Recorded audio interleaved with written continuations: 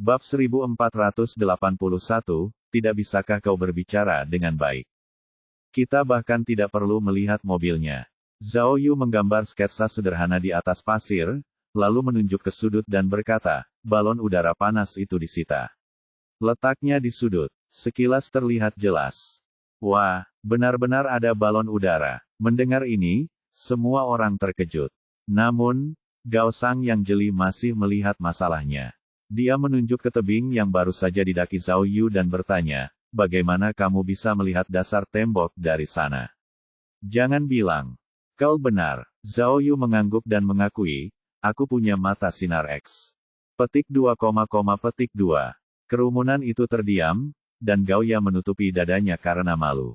Adik junior, tidak bisakah kau biarkan aku menyelesaikan kata-kataku terlebih dahulu?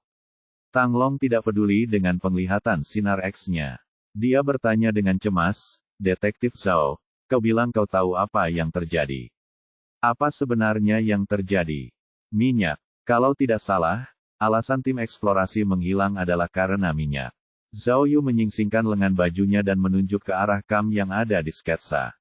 Ada deretan gudang panjang di sana, dan di bawah gudang itu ada beberapa lubang minyak gelap. Itu kemungkinan besar minyak. Tunggu, Gao Ya tiba-tiba mengangkat tangannya. Bagaimana kamu melihat apa yang ada di bawah gudang? Ini, Zhao Yu tercengang. Kau benar-benar konyol. Tang Long melirik Gao Ya dan berkata dengan serius, bukankah dia bilang begitu?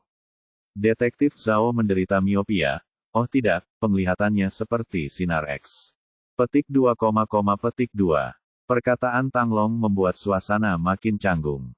Maksudmu? Pu Jiayou merenungkan kata-kata Zhao Yu dengan serius, lalu menebak, orang-orang ini menculik tim eksplorasi minyak. Bukankah ini sedikit lelucon? Ya, untuk apa? Gao Ya merentangkan tangannya dan membalas, biarkan tim eksplorasi mengevaluasi penyimpanan minyak mereka. Mungkin penyulingan minyak. Zhao Yu mengerutkan kening dan berkata, saya melihat banyak mesin dan peralatan di bawah gudang besar lainnya. Beberapa di antaranya terbakar. Sepertinya mereka sedang menyuling minyak. Gila. Gao Ya melambaikan tangannya lagi. Itu tim eksplorasi geologi. Mereka mencari endapan mineral. Kok bisa mereka terlibat dalam penyulingan? Juga, bagaimana Anda bisa menyuling minyak di dekat tambang minyak?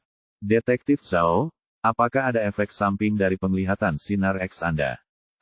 Baiklah. Zhao Yu menggelengkan kepalanya. Tahukah kamu bahwa aku baru saja memanjat sangat tinggi?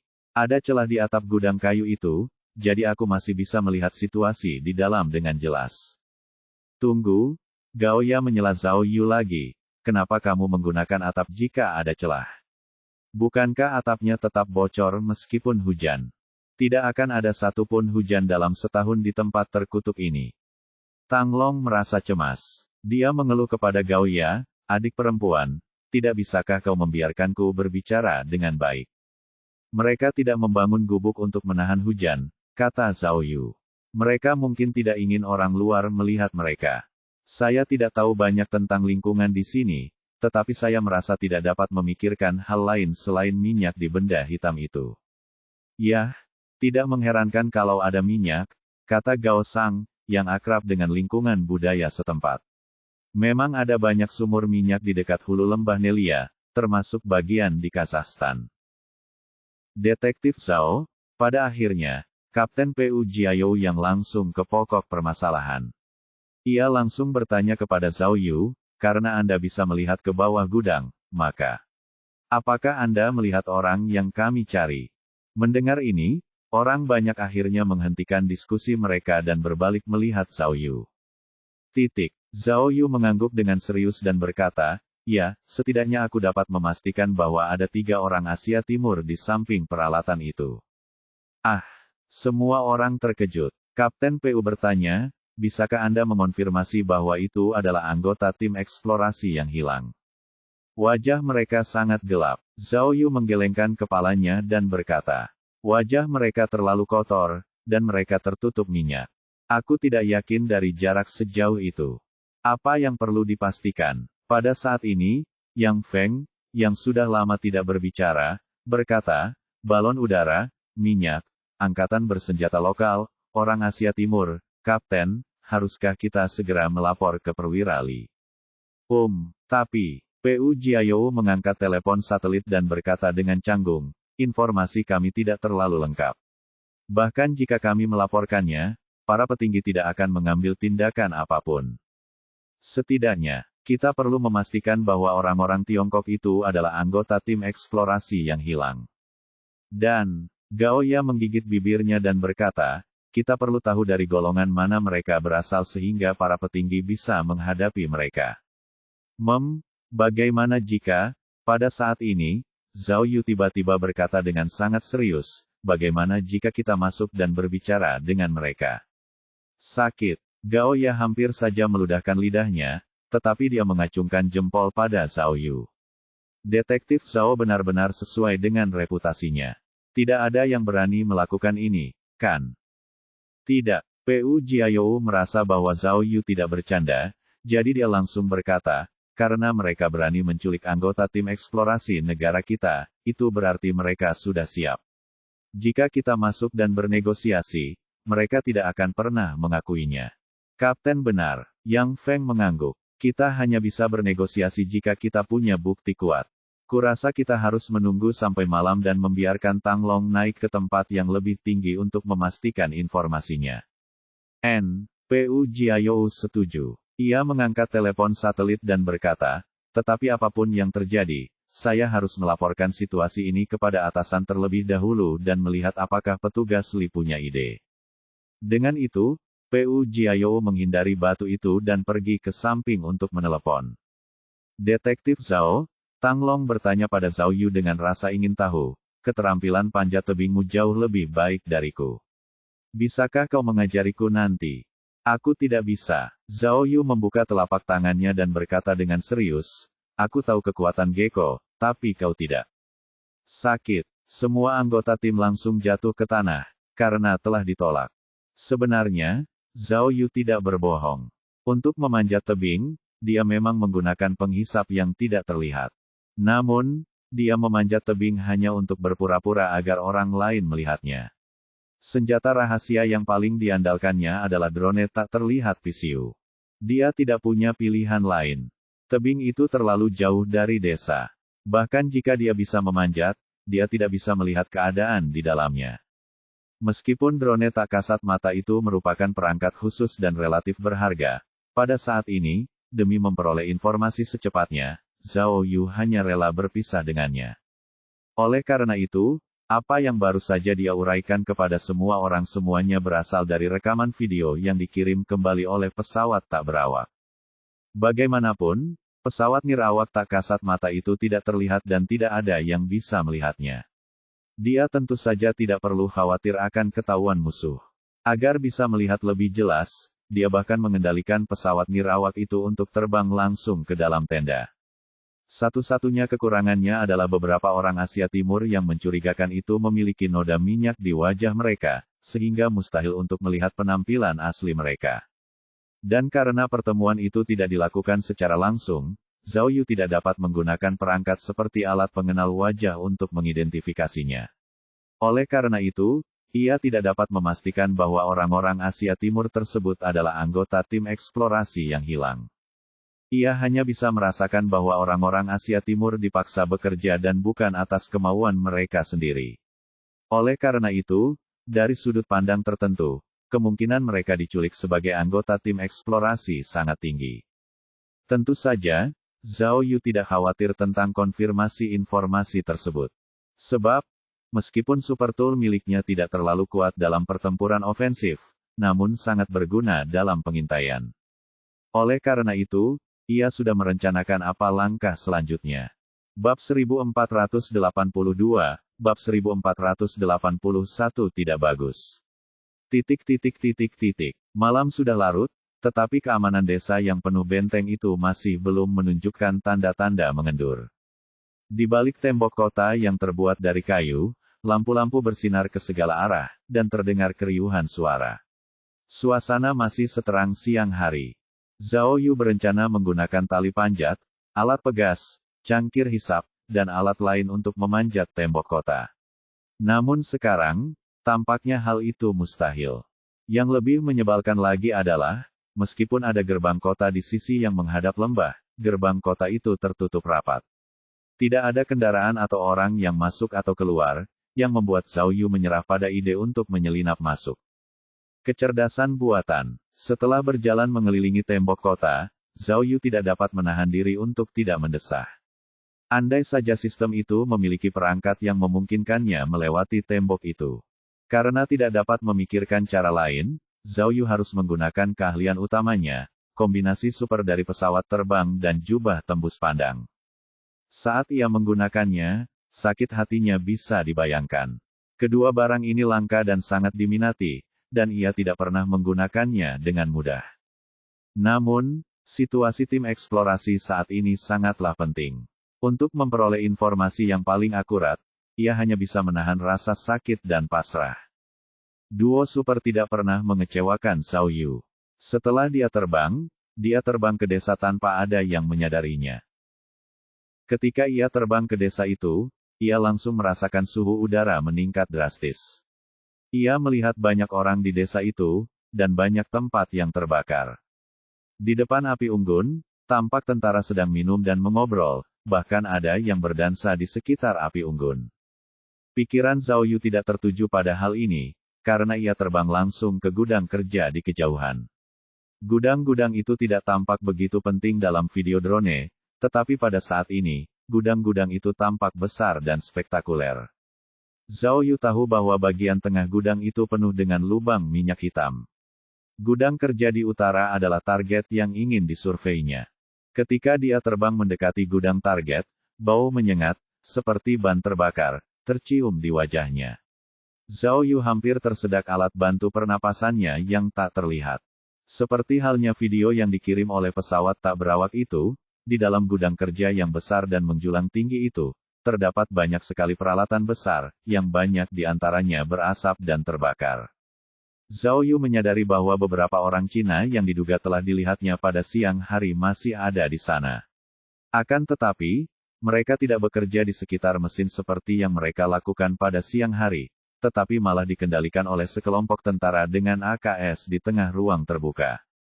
Tepat saat Zhao Yu hendak menemukan sudut kosong untuk mendarat, dia tiba-tiba mendengar salah satu orang yang tampak seperti berasal dari Tiongkok mulai mengutuk.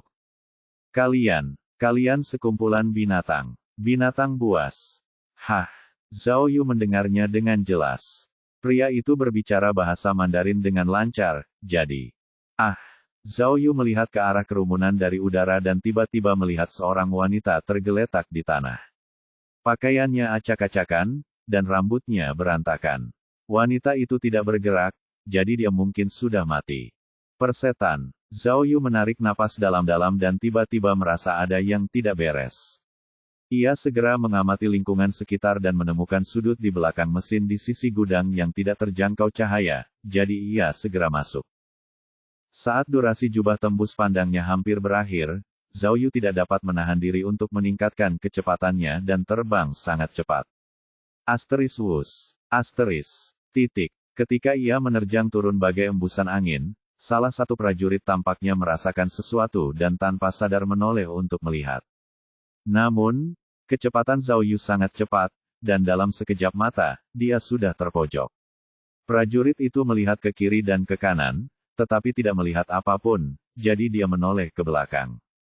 Begitu Zhao Yu mendarat, efek jubah tembus pandangnya berakhir. Dia segera bersembunyi di sudut gelap dan melihat ke tengah lapangan melalui celah-celah di antara mesin-mesin. Kalian adalah tukang jagal, Algojo. Kalian tidak akan mendapatkan akhir yang baik karena membunuh orang-orang tak bersalah. Orang yang berbicara itu mengenakan pakaian kerja berminyak dan masker wajah. Wajahnya penuh minyak, dan penampilannya hampir tidak dapat dikenali. Zhao Yu telah menyimpan foto-foto anggota tim eksplorasi ke perangkat pengenalan wajah miliknya, jadi dia akhirnya punya kesempatan untuk membandingkannya. Pada akhirnya, ketika ia menyalakan perangkat pengenalan wajah dan mengarahkannya ke orang tersebut, lampu merah tanda pengenalan berhasil langsung menyala. Wah, tiba-tiba, Zhao Yu menghela napas lega. Dia melihat bahwa orang yang berteriak pada musuh adalah suami kepala divisi Jiao, Kun Peng. Kun Peng adalah kapten tim eksplorasi yang hilang. Karena Kun Peng ada di sini, tidak diragukan lagi bahwa anggota tim eksplorasi lainnya telah ditangkap dan dibawa ke sini. Namun, kegembiraan Zhao Yu hanya bertahan kurang dari 2 detik, ketika situasi tiba-tiba berubah. Saat kerumunan itu berpisah, seorang penduduk setempat yang tinggi dan berjanggut, mengenakan jubah panjang, perlahan berjalan menuju Kun Peng. Dilihat dari temperamen laki-laki itu dan reaksi orang lain, dia seharusnya menjadi pemimpin benteng di desa itu.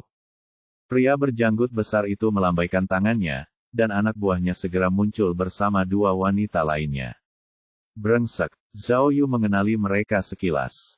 Kedua wanita itu adalah anggota tim eksplorasi wanita yang hilang, dan mereka masih mengenakan seragam tim eksplorasi. Begitu melihat kedua anggota tim wanita itu, ekspresi Kun Peng berubah drastis. Dia gemetar karena marah, tetapi matanya menunjukkan ketakutan yang besar. Detik berikutnya, pria berjanggut besar itu mengatakan banyak hal, dan seseorang segera menerjemahkannya ke dalam bahasa Mandarin. Jika tidak ada minyak, kedua wanita itu akan berakhir seperti dia. Sang penerjemah menunjuk ke wanita yang sudah mati di tanah. Saudara-saudaraku paling mencintai wanita. Sudah kukatakan 100 kali. Kami adalah tim eksplorasi geologi, bukan tim eksplorasi minyak, teriak Kun Peng dengan lesu.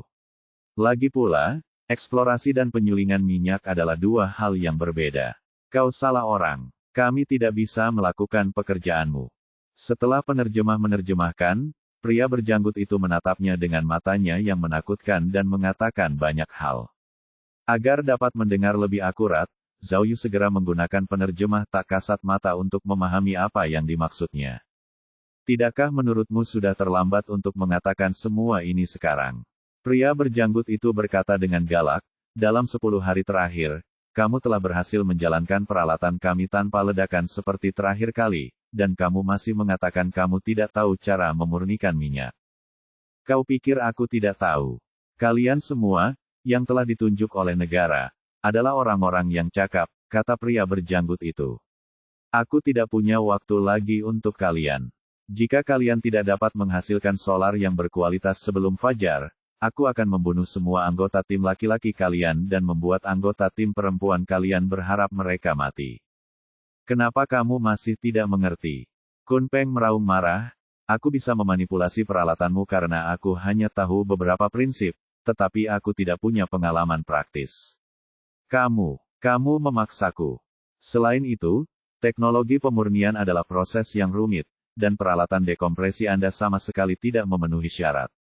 Jika Anda ingin saya membantu Anda akan membutuhkan lebih banyak bahan profesional, dan Anda harus memberi saya waktu setidaknya 2 bulan. Ini akan memakan waktu setidaknya 2 bulan. Oh, 2 bulan, iya. Pria berjanggut itu melambaikan tangannya lagi setelah mendengar kata-kata Kun Peng. Tak lama kemudian, saat para prajurit terbagi menjadi 2 barisan, Kun Peng dan Zhao Yu yang berada di sudut terkejut melihat ada lebih dari 10 orang berpakaian compang camping berlutut di tanah di samping api yang paling dekat dengan gudang kerja. Di belakang mereka masing-masing, ada seorang prajurit yang memegang senapan. Laras senapan ditekan ke punggung mereka. Sepertinya mereka akan mengeksekusinya. Brengsek, Zhao Yu menarik napas dalam-dalam dan tiba-tiba menyadari bahwa situasinya tidak baik. Bab 1483, Bab 1482 Warna Asli Orang Gila. Zhao Yu melihat ada lebih dari 10 orang, pria dan wanita, tua dan muda, berlutut di dekat api unggun. Mereka semua mengenakan pakaian compang camping dan menggigil. Setelah diperiksa lebih dekat, mereka semua tampak seperti penduduk setempat. 2 bulan terlalu lama bagiku. Pria berjanggut itu berkata dengan dingin, prajuritku juga perlu makan. Tanpa minyak, aku tidak punya makanan tambahan untuk mereka. Dengan itu, pria berjanggut besar itu mengangkat tangannya dan hendak memberi perintah. Jika lengannya terjatuh, belasan orang tak bersalah ini akan tertembak mati di tempat. Tidak, jangan, tolong jangan. Kun Peng cemas dan berteriak pada pria berjanggut besar itu seperti orang gila, mereka. Mereka semua penduduk desa yang tidak bersalah. Bukankah terlalu tidak manusiawi bagimu untuk melakukan ini? 1 bulan. Bagaimana kalau sebulan? Kunpeng memohon, beri aku waktu sebulan. Aku akan memurnikan solar dan bensin yang bisa kau gunakan. Kumohon, berhentilah membunuh orang-orang tak berdosa. Oh, Zhao Yu kemudian menyadari bahwa orang-orang yang berlutut di tanah, termasuk wanita yang meninggal secara tragis, kemungkinan besar adalah penduduk asli desa tersebut. Dan semua prajurit ini adalah penjajah. Mungkin, inilah yang terjadi, para penjajah melihat minyak muncul di dekat desa, jadi mereka menduduki desa dan membangun benteng. Namun karena beberapa alasan, mereka masih belum puas dengan minyak tersebut dan ingin membangun kilang lokal untuk memurnikan minyak tersebut.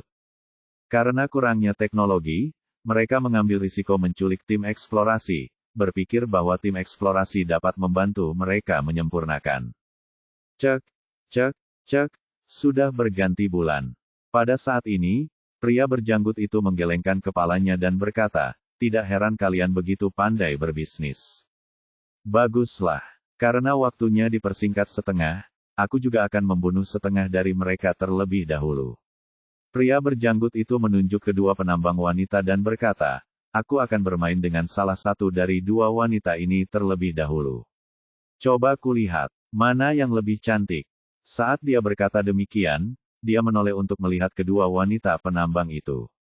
Kedua wanita itu begitu ketakutan hingga mereka gemetar dan jatuh ke tanah, sambil berteriak, tidak. Melihat ketakutan kedua gadis itu, para prajurit pun tertawa terbahak-bahak, merasa sangat senang dengan diri mereka sendiri. Kamu, Kunpeng sangat marah. Kamu bukan manusia. Aku katakan padamu, jika kamu berani menyakiti warga negara Tiongkok kami, kamu tidak akan mendapatkan akhir yang baik. Jangan menakut-nakuti saya. Ya, saya akui bahwa kita tidak mampu untuk main-main dengan orang Cina, kata si jenggot besar sambil tersenyum. Tetapi Anda harus tahu bagaimana kami membawa Anda ke sini. Seseorang harus tahu di mana Anda berada. Hahaha. Pria berjanggut itu gembira, dan yang lainnya ikut tertawa. Tahukah kau? Pria berjanggut itu melanjutkan, kau menghilang begitu saja di kamp. Sekarang, semua orang mengincar Tartein dan para teroris Faceri. Siapa yang mengira bahwa kalian akan menjadi tamu di sebuah desa kecil di lembah Bonia? Setelah penerjemah menyelesaikan kata-kata pria berjanggut itu, Kunpeng dan anggota tim eksplorasi Tiongkok yang hadir semuanya menjerit putus asa. Jika demikian halnya, berarti mereka tidak mempunyai harapan untuk diselamatkan. Bagus. Kita toh akan mati juga, kata Kunpeng dengan yakin. Kalau begitu, sekalian saja kau bunuh kami semua. Tidak. Pria berjanggut itu tertawa dingin. Kami, orang-orang yang suci, menghargai orang-orang berbakat. Aku tidak akan membunuhmu. Namun, ketika aku mengatakan akan membunuh setengah dari mereka, itu benar. Begitu lelaki berjanggut itu selesai berbicara, anak buahnya segera menarik salah satu penambang wanita itu keluar. Lelaki itu sangat kejam. Ia menjambak rambut penambang wanita itu dan menyeretnya dengan keras. Tolong, anggota tim perempuan itu ketakutan dan merintih. Namun, pada saat ini, seorang prajurit lain datang dari samping dan menerkam anggota tim eksplorasi wanita itu, mengulurkan tangan untuk merobek pakaiannya. Pada saat yang sama, lelaki berjanggut itu menunjuk ke arah api di kejauhan, dan separuh prajurit di samping api segera menyimpan senjata mereka. Separuhnya lagi telah mengisi senjatanya dan siap. Tidak. Kumohon. Kunpeng memohon dengan gila, selama kau tidak membunuh mereka, aku akan melakukan apapun yang kau inginkan. Aku akan berusaha sekuat tenaga untuk memurnikan minyak. Aku akan berusaha sekuat tenaga. Aku mohon padamu. Kumohon jangan. Pria berjanggut itu mencibir, dan jejak kekejaman melintas di matanya. Dia hendak menurunkan lengannya dan memerintahkan para prajurit untuk menembak. Pada akhirnya, di saat kritis seperti itu, terdengar suara tawa liar dari dalam gudang. Wahahaha. Tawanya yang liar sekeras lonceng, bergema di seluruh gudang dan membuat banyak prajurit takut. Saat berikutnya, ketika mereka menyadari bahwa suara tawa itu berasal dari sudut gelap di belakang sebuah mesin, mereka langsung mengarahkan senjatanya ke arah mesin itu. Seketika seluruh dunia seakan tiba-tiba menjadi sunyi, bahkan api unggun di kejauhan tak lagi berderak. Para prajurit menatap sudut itu dengan gugup. Lambat laun, mereka akhirnya melihat sesosok tubuh perlahan keluar dari kegelapan. Wahaha! Orang yang tertawa terbahak-bahak tentu saja Zhao Yu. Dia mengangkat tangannya dan perlahan berjalan keluar dari kegelapan. Dia tertawa terbahak-bahak dan jahat. Petik 2, petik 2. Dalam sekejap, pria berjanggut dan prajuritnya melihat wajah Zhao Yu dengan jelas. Mereka menyadari sesuatu, dan ekspresi mereka berubah sangat buruk. Hahaha. Zhao Yu mengangkat tangannya, menghampiri pria berjanggut itu, dan berkata, "Kamu terlalu menganggap remeh kami orang Tiongkok. Apa kamu pikir kamu bisa bersembunyi dari mata surgawi kami dan membodohi semua orang dengan balon udara panas yang bodoh?" Mendengar perkataan Zhao Yu, petugas penerjemah terkejut dan segera menerjemahkan kata-katanya kepada pria berjanggut itu. Setelah lelaki berjanggut itu mendengar ini, dia merasa tidak enak badan. Pada saat yang sama, dua prajurit yang hendak menganiaya anggota tim eksplorasi wanita itu dengan cepat melepaskannya. Di sisi lain, anggota tim eksplorasi semuanya berseri-seri karena harapan. Retak, retak. Namun, situasi di medan perang masih sangat berbahaya dan tidak optimis. Saat para prajurit menarik baut, Zhao Yu dapat ditembak kapan saja. Namun, alasan mengapa Zhao Yu berani tampil menonjol bukanlah karena dia berdarah panas atau karena dia ingin menyelamatkannya, tetapi karena dia tahu apa yang dia lakukan. Hei, apa kalian tidak lihat? Kalian semua bajingan yang suka menipu diri sendiri. Zhao Yu mengangkat sudut mulutnya dan memarahi dengan keras, "Karena aku bisa muncul di sini, kalian bisa menebak situasi seperti apa yang kalian hadapi sekarang, kan?" "Kau," mata lelaki berjanggut itu bergerak cepat ketika dia bertanya dengan suara gemetar, "Siapa kau?" "Siapa aku?" Hahaha. Zhao Yu bahkan tidak membutuhkan penerjemah untuk menerjemahkan. Dia langsung mencibir dan menggelengkan kepalanya, lalu berkata dengan wajah serius, "Aku dari pasukan khusus Tiongkok. Tidak bisakah kau melihatnya? Kau telah dikepung oleh Angkatan Darat kami. Sekarang ada 2 pesawat nirawak yang dilengkapi dengan rudal darat ke darat yang bersiaga di ketinggian tinggi. Mereka dapat meledakkan tempat ini kapan saja. Hari ini aku di sini untuk memberimu beberapa keuntungan."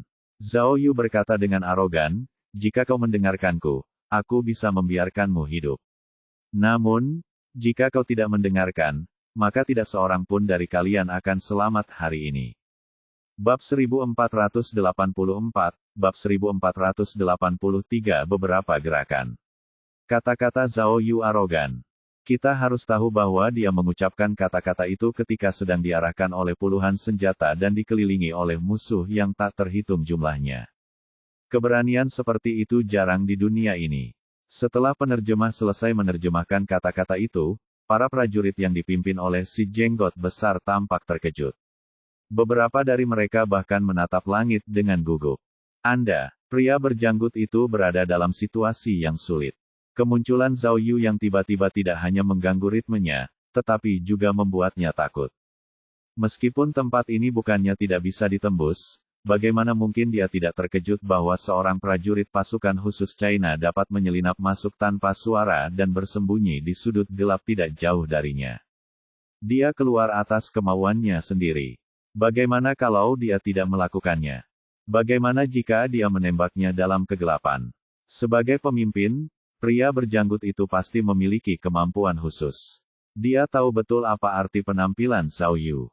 Karena dia berani keluar sendiri, maka pasti ada dukungan kuat di belakangnya. Benar saja, pria berjanggut itu tidak takut pada Zhao Yu, tetapi dia takut pada kekuatan besar di belakang Zhao Yu. Meskipun dia tahu bahwa hal itu mungkin tidak akan dibesar-besarkan seperti yang dikatakan Zhao Yu, dia tahu betul apa konsekuensinya jika dia membuat marah Tiongkok yang kuat. Sekarang masalahnya sudah terbongkar, maka dia harus segera berpikir bagaimana menangani krisis ini. Jadi, setelah berpikir sejenak, pria berjanggut itu bertanya kepada Zhao Yu, "Apa yang kamu inginkan? Bagaimana menurutmu?" Zhao Yu menurunkan lengannya dan berkata dengan ekspresi dingin, "Aku tidak datang jauh-jauh ke sini untuk mengobrol denganmu, kan?" Penerjemahnya tidak tahu bagaimana menerjemahkan kata-kata, ngobrol dan omong kosong, jadi dia hanya bisa tergagap dan mengabaikannya. Tidak peduli apapun, mata si jenggot besar membelalak dan dia berkata dengan licik, ini wilayah Fakaria. Melanggar hukum bagi kalian tentara Cina untuk menyerangku di sini. Jika kami membawa tindakanmu ke mahkamah internasional, kamu juga harus membayar harganya. Wah, hebat sekali. Zhao Yu menyeringai dan berkata dengan tatapan mata yang jahat, kau berbicara tentang hukum internasional saat kau akan mati. Biarkan aku katakan padamu, secara tegas, setengah dari lembah Nelia adalah milik Tartein. Dengan kata lain, Zhao Yu menunjuk ke gudang, kalian memasuki negara ini secara ilegal dan tidak dilindungi oleh hukum internasional apapun. Dan, menurut bab 15, pasal 20 Undang-Undang Pidana Internasional, Zhao Yu berkata cepat, menyeberangi perbatasan untuk menculik sandera dari negara lain adalah tindakan ilegal yang serius. Negara yang terlibat memiliki hak untuk menuntut pertanggungjawaban melalui jalur diplomatik dan mengekstradisi pembunuhnya. Dengan kata lain, kami tidak hanya berhak menyerang Anda, tetapi kami juga berhak membawa Anda kembali ke negara kami untuk diadili. Sama seperti kasus Sungai Mekong, mengerti? Zhao Yu berbicara terlalu cepat, dan penerjemahnya jelas tidak bisa mengikuti iramanya. Dia tergagap cukup lama sebelum dia bisa menyelesaikan terjemahan kata-kata aslinya. Pria berjanggut itu tidak menyangka Zhao Yu tidak hanya memiliki lidah yang tajam, tetapi juga dapat menggunakan contoh-contoh klasik. Faktanya, Undang-Undang Internasional, Bab 15, Pasal 20, dan seterusnya, semuanya dibuat oleh Zhao Yu. Dia tahu bahwa dalam lingkungan seperti itu, dia harus menamparkan orang jahat ini hingga tunduk dan tidak membiarkannya pulih. Jadi, saat pihak lain masih linglung, Zhao Yu segera memberinya obat kuat. Dia benar-benar menyalakan walkie-talkie di pinggangnya dan menelepon tim dinas rahasia di luar. Ternyata ada perangkat komunikasi video sederhana pada walkie-talkie dinas rahasia, yang dapat mengirimkan sinyal video dari kedua sisi melalui Bluetooth dalam jangkauan tertentu. Penyusupan Zhao Yu ke desa kali ini sepenuhnya tanpa sepengetahuan dinas rahasia. Awalnya, dia hanya ingin mendapatkan informasi secepatnya untuk memastikan identitas sandera, lalu memikirkan solusi dengan satuan tugas khusus. Namun, dia tidak menyangka situasi akan berubah menjadi lebih buruk secara tiba-tiba. Pihak lain ingin membunuh lebih dari selusin penduduk desa yang tidak bersalah dan mempermalukan anggota perempuan dari tim eksplorasi. Zhao Yu tidak punya pilihan selain melangkah maju. Karena situasi yang mendesak, dia tidak punya waktu untuk melaporkan hal ini kepada Pu Jiayou dan yang lainnya. Namun, dia tahu bahwa dinas rahasia harus mencari tahu kebenarannya setelah insiden besar seperti itu. Ia kemudian memikirkan fungsi video walkie-talkie. Ketika ia bergegas keluar dari sudut, ia diam-diam menyalakan panggilan video dan menghubungi tim dinas rahasia. Walkie-talkie diikatkan di pinggang Zhao Yu, dan kameranya menghadap keluar. Dengan kata lain, satuan tugas khusus sudah tahu apa yang terjadi di sini. Tiba-tiba melihat Zhao Yu tidak hanya menerobos ke perkemahan musuh, tetapi juga bernegosiasi dengan musuh, keterkejutan dan kegilaan Pu Jiayou tidak terbayangkan. Tepat saat dia panik, sesuatu yang lebih luar biasa terjadi. Zhao Yu menghubunginya melalui walkie-talkie di depan semua musuh. Hei, Zhao Yu berbicara kepadanya dengan nada acuh tak acuh, hei, Komandan Divisi PU, Komandan Divisi PU. Target telah dikonfirmasi. Saya sedang bernegosiasi dengan mereka. Untuk menunjukkan ketulusan kalian, bisakah kalian bersuara? Aku akan memotong. Pu Jiayou mengepalkan tangannya dan seluruh tubuhnya gemetar. Sulit untuk mengatakan apakah itu karena marah, gelisah, atau alasan lain. Apa yang terjadi? Mematikan walkie-talkie, Pu Jiayou menggaruk telinga dan pipinya dengan cemas. Dia menggertakkan giginya dan berkata, apa yang terjadi? Komandan divisi apa Pu? Ini tidak seperti kita sedang berperang. Komandan divisi pantatku. Ini terlalu gegabah. Jika kita tidak bisa menekan mereka, kita semua akan mendapat masalah.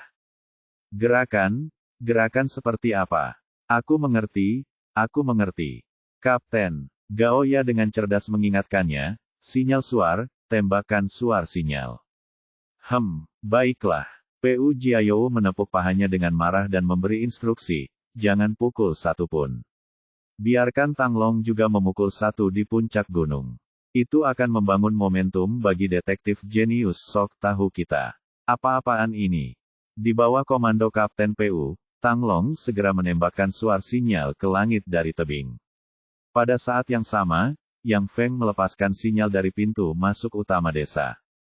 Para prajurit di dalam gubuk tidak dapat menahan diri untuk tidak gelisah ketika mereka melihat dua suar sinyal naik ke langit, yang salah satunya ditembakkan sangat tinggi.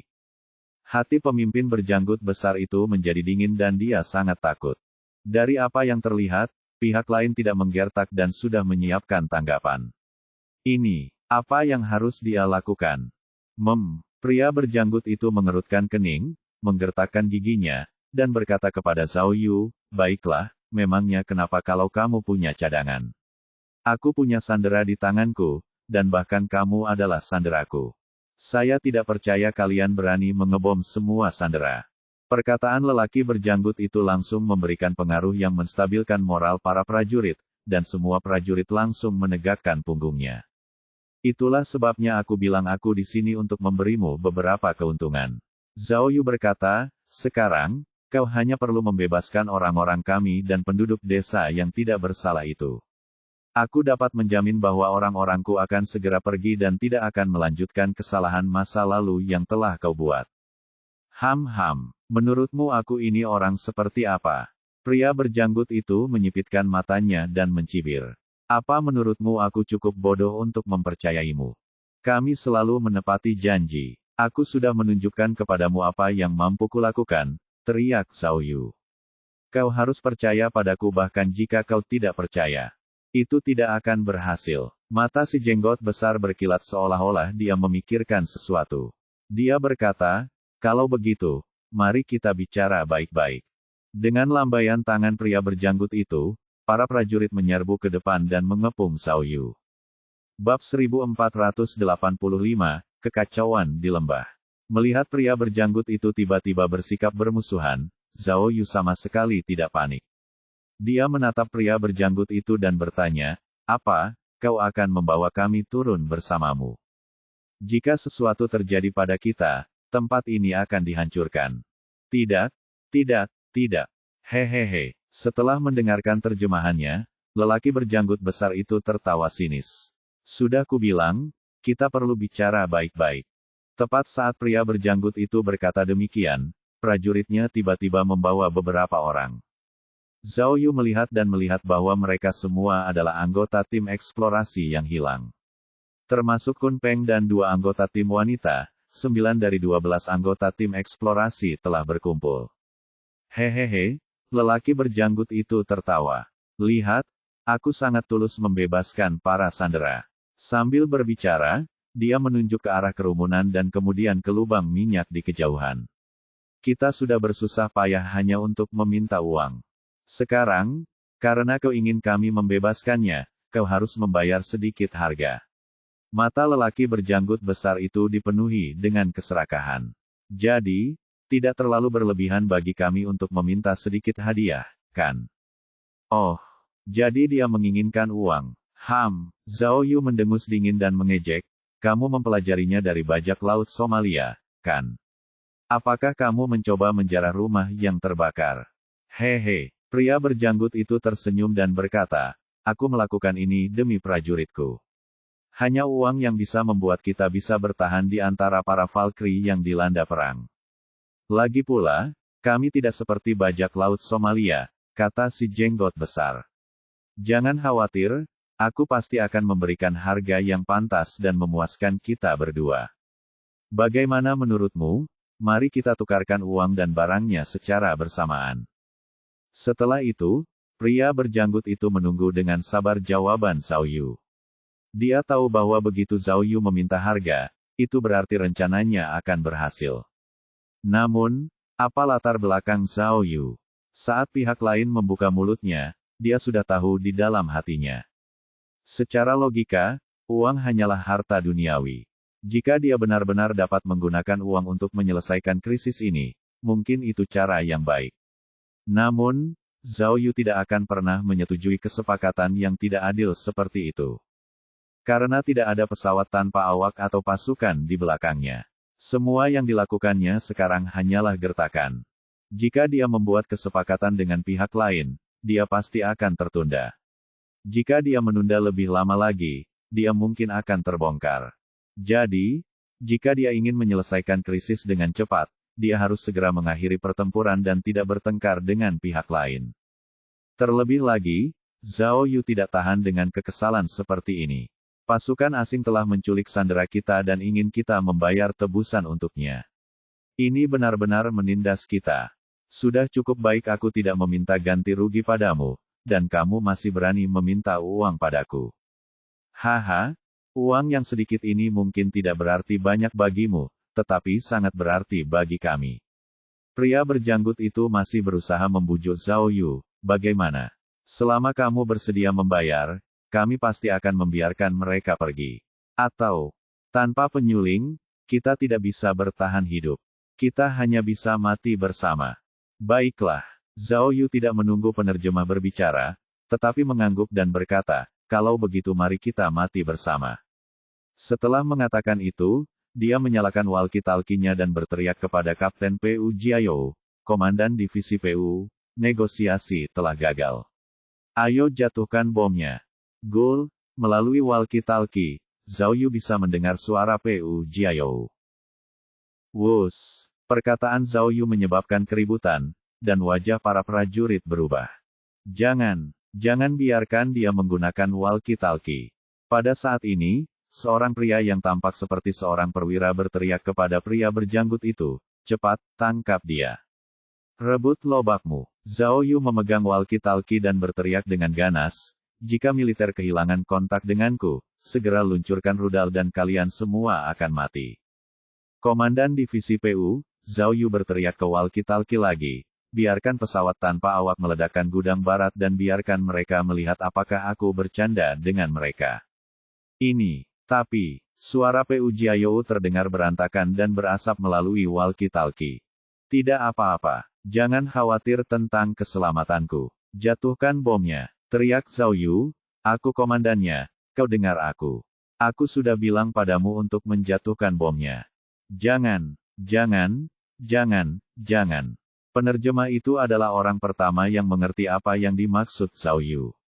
Dia buru-buru menghentikan Zhao Yu, lalu menerjemahkan kata-kata Zhao Yu kepada pria berjanggut itu. Dia begitu cemas hingga air liurnya beterbangan. Setelah si jenggot besar mendengar ini, dia sangat takut hingga wajahnya menjadi pucat. Ada lubang minyak di bawah gudang barat.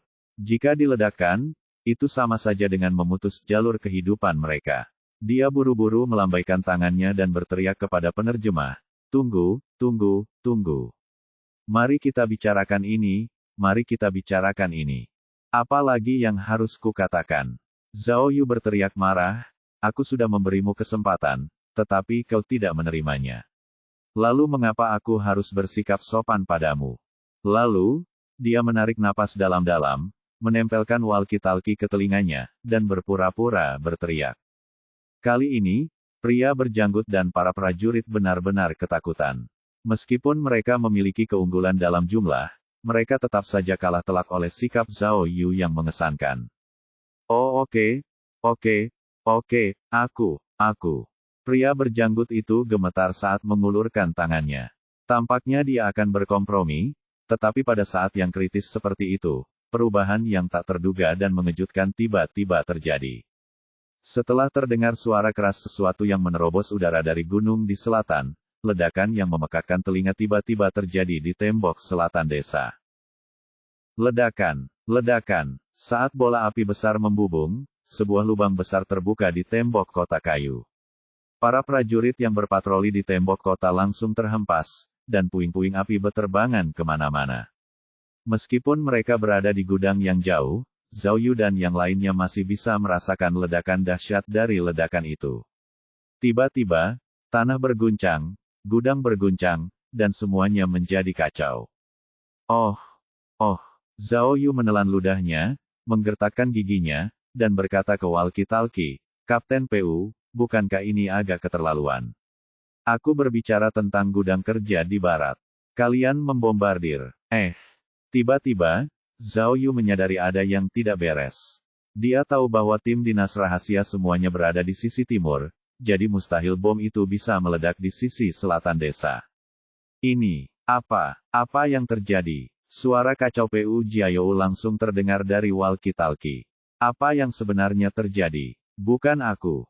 Melihat desa itu diserang, para prajurit di tempat kejadian sekali lagi mengarahkan senjata mereka ke Zhao Yu. Kau, pria berjanggut itu sangat marah hingga tubuhnya gemetar. Ia mengira ledakan itu disebabkan oleh Zhao Yu, jadi ia menunjuk Zhao Yu dengan marah dan berteriak, "Kau! Apa kau benar-benar ingin mati?" Kali ini, giliran Zhao Yu yang bingung. Dia tidak tahu dari mana ledakan itu berasal. Wuss! Namun, saat semua orang masih linglung, suara tajam yang menusuk udara datang lagi dari gunung selatan. Sebuah peluru meriam jatuh dari gunung dan menghantam sebuah rumah di gerbang selatan desa. Ledakan. Rumah itu meledak berkeping-keping, dan para prajurit yang berada di dekat rumah semuanya tertimbun reruntuhan. Wuss! Zhao Yu segera menutup mukanya ketika melihat hembusan udara itu. Gelombang udara menerbangkan gudang ke samping dan terus berguncang. Beberapa prajurit yang kehilangan keseimbangan semuanya terhanyut ke tanah. Aku ingin, pria berjanggut itu menunjuk ke arah Zhao Yu dan meraung, aku ingin membunuh Qian dan kalian semua. Bab 1486, Bab 1485 di Jalan Buntu. Dengan raungan pria berjanggut besar itu, para prajurit mengangkat senapan mereka dan hendak menembak Zhao Yu dan tim eksplorasi. Tunggu sebentar. Dalam keputusasaan, Zhao Yu berteriak, orang-orang kita semua ada di sisi timur. Kita tidak melakukan ini. Lagi pula, pesawat nirawak kita dilengkapi dengan rudal darat. Salah satunya bisa meledakkan setengah tempat ini. Tidak bisakah kau bayangkan, kita tidak melakukannya. Tepat saat Zhao Yu selesai berbicara, seorang prajurit tiba-tiba berlari dari selatan dan melapor kepada pria berjanggut itu dengan panik, Jenderal, ada tim di luar gerbang selatan, dan ada kendaraan lapis baja. Selatan. Mata pria berjanggut itu menoleh, dan dia sepertinya merasakan sesuatu. Dia buru-buru bertanya, bisakah kamu melihat bendera mereka? Aku tidak bisa melihat dengan jelas, tapi, di seluruh wilayah pegunungan utara, satu-satunya yang memiliki kendaraan lapis baja adalah organisasi Panji. Pria berjanggut itu meneriakkan istilah yang sudah dikenalnya, dan ekspresinya berubah. Bagaimana mungkin? Mengapa mereka datang ke lembah Nelia? Mereka melewati garis pertahanan kita. Jenderal, kata seseorang yang tampak seperti penasihat, mereka jelas ada di sini untuk tambang minyak. Kita harus meminta bantuan dari markas besar. Minta bantuan. Itu benar. Pria berjanggut itu segera memerintahkan, cepat dan minta bantuan. Cek. Itu tidak masuk akal. Pria berjanggut besar itu mengerutkan alisnya dan berkata, ini wilayah kami, orang-orang Saherou. Bahkan jika mereka mengambil tambang minyak, bagaimana kami bisa mempertahankannya? Saya tidak tahu. Petugas staf itu mendesah khawatir. Kami semua telah diserang, tetapi kami belum menerima kabar apapun. Mungkinkah sesuatu terjadi di kampung halaman kami? Tepat saat perwira staf itu berbicara, suara tembakan dan ledakan keras terdengar dari gerbang selatan. Jelas bahwa kedua belah pihak sudah mulai bertempur. Tidak ada waktu. Pria berjanggut itu segera memberi perintah kepada para prajurit, cepat dan atur pertahanan. Ayo lawan mereka. Tunggu. Sebelum dia sempat menyelesaikan kalimatnya, dia tiba-tiba melihat Zhao Yu. Dia tiba-tiba teringat sesuatu dan segera meminta penerjemah untuk memberitahu Zhao Yu, orang Tionghoa, kamu datang di waktu yang tepat. Apa kalian tidak punya drone? Sekarang, selama kalian bisa membantu kami mengalahkan musuh, aku akan segera membebaskan orang-orang kalian. Aku janji. Kali ini, Zhao Yu merasa seperti sedang menembak kakinya sendiri. Dia hanya bisa memegang walkie-talkie dan berpura-pura ragu. Tolong, kata si jenggot besar. Organisasi Banner adalah teroris. Mereka adalah orang-orang yang melancarkan serangan teroris di Yelmas beberapa hari yang lalu. Cepat, cepat dan bantu aku membunuh mereka. Tidak. Zhao Yu hanya bisa menggelengkan kepalanya tanpa daya. Tidak peduli teroris macam apa mereka tidak memprovokasi kita, jadi kita tidak punya hak untuk menyerang mereka. Rudal-rudal itu terlalu merusak dan terlalu banyak orang yang tewas. Saya tidak bisa membuat keputusan ini. Tidak mungkin. Setelah dia mengerti, ekspresi pria berjanggut itu langsung berubah. Logika macam apa ini? Organisasi Panji tidak mau membunuh. Jika mereka menyerang, kalian semua akan mati. Karena kamu sudah punya rudal, tunggu apa lagi? Cepat dan bom mereka. Zhao Yu sedikit tertegun, lalu berkata, menurutku tidak. Kita harus bertindak sesuai dengan hukum internasional. Kita hanya bisa melawan ketika mereka benar-benar ingin menyakiti kita. Mungkin, Zhao Yu tergagap. Begitu organisasi bendera melihat kita orang Tiongkok, mereka mungkin tidak berani menyentuh kita. Setelah melihat ekspresi Zhao Yu yang tidak wajar, Jenderal berjanggut itu sudah menebak sesuatu dan berkata, orang Cina, kamu. Apakah kamu baru saja menggertak? Kau bahkan tidak punya angkatan darat. Tidak ada pesawat nirawak atau rudal sama sekali. Beraninya kau berbohong padaku. Jenderal berjanggut itu meninju udara dengan marah dan berteriak kepada bawahannya, cepat. Bunuh mereka semua. Dia menunjuk Zhao Yu dan anggota tim eksplorasi lainnya. Organisasi Panji datang tepat pada waktunya. Mari kita salahkan mereka atas kematian orang-orang ini. Situasi berubah drastis menjadi lebih buruk, dan anggota tim eksplorasi menjadi sangat ketakutan hingga mereka meringkuk dan berteriak ketakutan. Akan tetapi, pada saat itu, disertai suara keras lainnya, sebuah bola meriam mendarat di api di luar gudang dan meledak. Para prajurit di sekitar api dan penduduk desa sebelumnya semuanya terpental oleh ledakan itu. Dalam sekejap, api membumbung tinggi ke langit dan bumi bergetar. Gudang kerja yang sederhana tidak dapat lagi menahan dampak yang besar, dan banyak puing jatuh dari atas, mengenai banyak orang dan menyebabkan kekacauan di bawah gudang. Ketika para prajurit itu sadar kembali, mereka semua tercengang. Mereka melihat Zhao Yu sudah berlari ke belakang jenderal berjanggut itu. Tangan kirinya melingkari leher sang jenderal, dan tangan kanannya memegang pistol di pelipis sang jenderal. Jangan bergerak, jangan bergerak. Jika kau bergerak lagi, aku akan membunuhnya. Teriak Zhao Yu, dan para prajurit itu sangat takut sehingga mereka tidak berani mendekat. Walaupun penerjemahnya lupa menerjemahkan, bahkan orang bodoh pun dapat mengerti apa yang dikatakan Zhao Yu. Jangan tembak. Jenderal berjanggut itu begitu takut hingga wajahnya menjadi pucat. Dia segera melambaikan tangan kepada para prajurit untuk menghentikan mereka bertindak gegabah. Letakkan senjatamu, letakkan senjatamu. Zhao Yu mendorong kepala sang jenderal dengan keras dan berteriak dengan ganas, cepat. Letakkan senjatamu, letakkan senjatamu. Sang penerjemah akhirnya memainkan perannya dan dengan cepat menerjemahkan kata-kata itu agar dapat didengar oleh semua orang. Akan tetapi, semua prajurit tampak ragu-ragu, jelas tidak bersedia menyerahkan senjata mereka. Zhao Yu tahu bahwa itu adalah langkah yang berisiko, dan kecepatan adalah yang terpenting. Dia pasti tidak bisa membiarkan mereka pulih. Oleh karena itu, dia cepat-cepat mundur bersama jenderal berjanggut itu. Ketika mereka berada pada jarak tertentu, dia dengan cepat mengarahkan moncong senjatanya ke bawah dan menembak paha sang jenderal. Aduh! Pistol berperedam itu mengeluarkan suara teredam dan langsung membuat lubang berdarah di kaki jenderal berjanggut itu. Pria berjanggut itu berteriak seperti babi yang disembelih dan berteriak marah kepada prajuritnya, letakkan. Letakkan. Letakkan mereka. Melihat jenderal mereka terluka, para prajurit tidak punya pilihan selain meletakkan senapan AK mereka. Kapten Zhou, Zhao Yu berteriak pada Kun Peng, aku tidak perlu memberitahumu apa yang harus kulakukan, kan? Seolah baru saja terbangun dari mimpi, Kun Peng segera mengambil senapan dari tanah. Anggota tim penjelajah lainnya segera mengikuti dan mengambil semua senjata prajurit.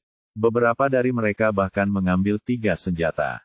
Oleh karena itu, situasi di dalam gudang berubah drastis, dan Zhao Yu mengambil inisiatif dalam sekejap mata.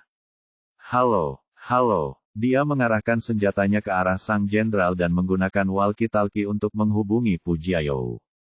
Kapten PU, saya bersama anggota tim eksplorasi. Anda akan menemui kami di gerbang timur. Kami akan bergegas keluar sekarang. Tidak, tidak. Tepat saat Zhao Yu selesai berbicara, teriakan mendesak Pu Jiayou terdengar melalui walkie-talkie. Ada pasukan lain datang dari timur. Kita sudah dikepung. Bab 1487, Bab 1486 Serangan Inferno. Sebenarnya, saat Zhao Yu bersembunyi di sudut dan hendak mengambil tindakan, dia sudah menyiapkan dua rencana. Rencana penipuan besar-besaran tentu saja merupakan pilihan pertama. Dia akan memanfaatkan kelemahan psikologis pihak lain untuk menghancurkan mereka dan memaksa mereka melepaskan sandera. Ketika pihak lain mengetahui bahwa masalah itu telah terbongkar, mereka pasti akan panik. Karena takut pada militer kita, ada kemungkinan besar mereka akan berkompromi. Fakta membuktikan bahwa rencana penipuan besar ini sangat berhasil. Jenderal berjanggut itu hendak memberi perintah untuk membebaskan para tahanan, tetapi dia tidak menyangka bahwa tiba-tiba ada tim yang datang untuk mengacaukan situasi. Dia tidak hanya mengacaukan ritmenya, tetapi dia juga mengekspos dirinya sendiri secara total. Zhao Yu tidak punya pilihan selain menggunakan rencana cadangannya. Rencana cadangannya adalah jika negosiasi gagal, dia harus mengambil risiko. Dalam rencana awalnya, ia akan menggunakan alat pengacau daya dan alat penglihatan malam yang tak terlihat untuk melancarkan serangan mendadak terhadap pemimpin musuh. Setelah menguasainya, ia akan menggunakannya untuk memeras musuh dan menyelamatkan sandera. Tentu saja, rencana cadangan ini jelas sangat berbahaya. Dengan keterampilan dan perangkat Zhao Yu, mungkin tidak sulit untuk mengendalikan jenderal berjanggut itu. Akan tetapi, dia tidak dapat menjamin bahwa prajuritnya tidak akan dipaksa menyerah dalam melawan setelah dia mengendalikan mereka. Jika ada orang pintar di tempat kejadian yang langsung menodongkan senjata ke anggota tim eksplorasi untuk ditukar dengan Zhao Yu, maka situasinya akan sangat sulit dikendalikan. Begitu situasi menjadi tidak terkendali, Zhao Yu akan mudah melarikan diri, tetapi mustahil menyelamatkan begitu banyak anggota tim eksplorasi yang tidak memiliki pengalaman tempur. Oleh karena itu, ketika Zhao Yu melihat pihak lain dipaksa menyerahkan senjatanya, dia diam-diam menghela napas lega. Tampaknya tentara setempat tidak sepintar yang dia kira. Namun, meski begitu, Zhao Yu dan anggota tim eksplorasi masih berada dalam situasi yang sangat berbahaya. Dalam pertempuran yang kacau seperti itu, mereka harus segera mengungsi. Saat ini, satu-satunya harapan mereka adalah diterima oleh satuan tugas khusus. Namun, hal tak terduga lainnya adalah adanya masalah dengan satuan tugas khusus. Sebuah tim tak dikenal datang dari lembah di timur dan menghalangi mereka di luar gerbang timur desa. Situasinya genting. Dengan cara ini, bahkan jika Zhao Yu membawa semua orang keluar dari desa, mereka tidak akan punya tempat untuk melarikan diri. Apa yang harus dilakukan? Tepat saat Zhao Yu merasa tertekan tentang hal ini, pertempuran di gerbang selatan telah memasuki tahap yang sangat panas. Para prajurit Sakru di desa terlibat dalam pertempuran sengit dengan musuh yang menyerbu. Akibat serangan musuh yang ganas, begitu pula dengan kendaraan lapis baja dan meriam, gerbang kota desa yang tadinya tidak terlalu kuat itu pun runtuh total setelah mengalami benturan dan ledakan yang bertubi-tubi. Dalam sekejap, gerbang desa terbuka lebar, dan musuh datang seperti air pasang. Kendaraan lapis baja berada di garis depan, dan ada orang-orang bersenjata di dalam kendaraan itu. Mereka menembaki desa dengan liar, dan segera para prajurit yang bertahan tersungkur, meratap di mana-mana. Namun, pihak yang bertahan tidak sepenuhnya lemah. Tepat saat musuh hendak melancarkan serangan besar-besaran, sebuah roket ditembakkan dari suatu tempat dan mengenai kendaraan lapis baja di bagian depan. Ledakan. Dengan ledakan keras, kendaraan lapis baja itu langsung berubah menjadi bola api besar, dan senapan mesin yang menderu tiba-tiba padam. Kemudian, pasukan baru menyerbu dari sisi barat desa. Setelah menyerbu di depan musuh, kedua belah pihak kembali terlibat dalam pertempuran sengit. Dalam sekejap, seluruh desa dipenuhi suara tembakan dan teriakan pembunuhan. Keadaan menjadi kacau. Tepat saat kedua belah pihak terlibat dalam pertempuran sengit, sekelompok musuh telah bergegas sepanjang tembok timur menuju api unggun di luar gudang kerja dan memulai kebakaran dengan para penjaga di sana. Di antara sekian banyak penjaga, ada juga penduduk desa setempat yang selamat dari pengeboman sebelumnya.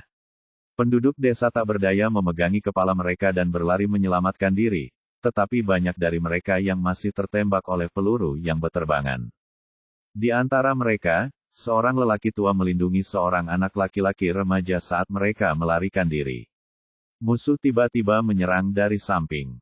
Meskipun mereka tahu bahwa lelaki tua dan anak itu bukan tentara, mereka tetap mengarahkan senjata mereka ke arah mereka. Setelah beberapa kali tembakan, lelaki tua itu langsung terjatuh ke dalam genangan darah. Sebelum meninggal, dia mendorong bocah itu dengan keras. Bocah itu nyaris menghindari peluru, tetapi karena pusat gravitasinya tidak stabil, dia tetap jatuh ke tanah. Anak itu begitu takut hingga ia tidak bisa menangis.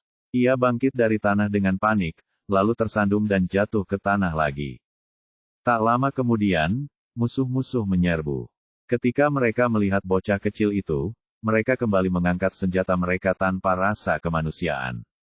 Pada akhirnya, tepat saat anak lelaki itu hendak ditembak mati, tembok timur desa meledak, dan sebuah lubang besar terbentuk di tembok kayu itu.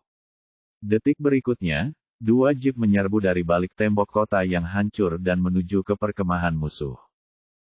Begitu mobil itu tiba, orang-orang di belakang mobil langsung menembaki musuh. Orang-orang ini adalah penembak jitu yang sangat akurat. Mobil itu masih melaju dengan kecepatan tinggi, tetapi mereka hampir bisa menjatuhkan musuh dengan satu tembakan. Zhao Yu dapat melihat dengan jelas dari gudang kerja bahwa kedua jeep itu berasal dari tim dinas rahasia, dan orang-orang di dalam jeep itu adalah tim dinas rahasia yang dipimpin oleh Pu Jiayou.